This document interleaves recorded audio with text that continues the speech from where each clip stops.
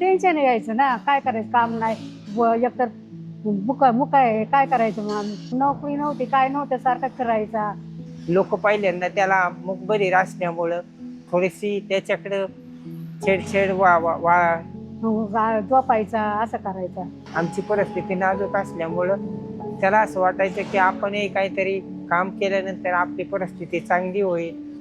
पहिली परिस्थिती रोहितची अशी होती, तो घरीच असल्यामुळं थोडा घरी चिडचिड करायचा.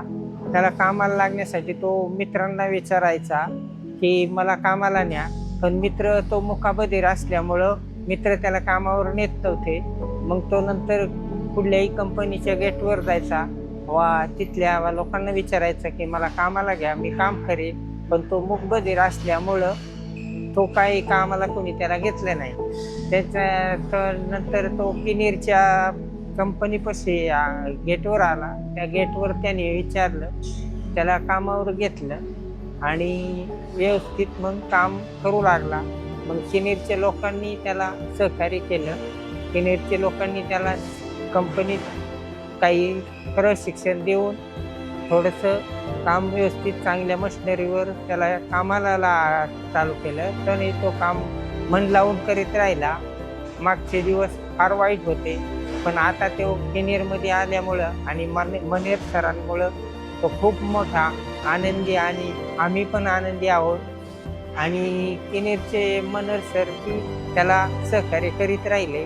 वेळोवेळी त्याच्या काही अडचणी असतील, काही प्रॉब्लेम असतील, तर ते मनोहर सरांनी बी त्याच्यासाठी सहकार्य केलं आणि त्याच्यामुळं आम्हाला वेळच्या वेळेवर पेमेंट मिळालं त्याला. त्यामुळं तो बी खूप आनंदी राहायचा. पैसे देतो तेच देतो, मग आम्हाला देतो ना घरी. घेऊन किनारा बारा सगळं बाजार बिजार सगळं ते दवाखान्यात त्याच्यात पैसा देतो तो. किनेरमध्ये आल्यापासून 4 रुपये कपडे व्यवस्थित सगळे चांगलं. ते सुट्टीच्या दिवशी पण जातो. आपण तरी म्हणलं ना नको जाऊ, तरी जाणार, मला जायचं म्हणतो.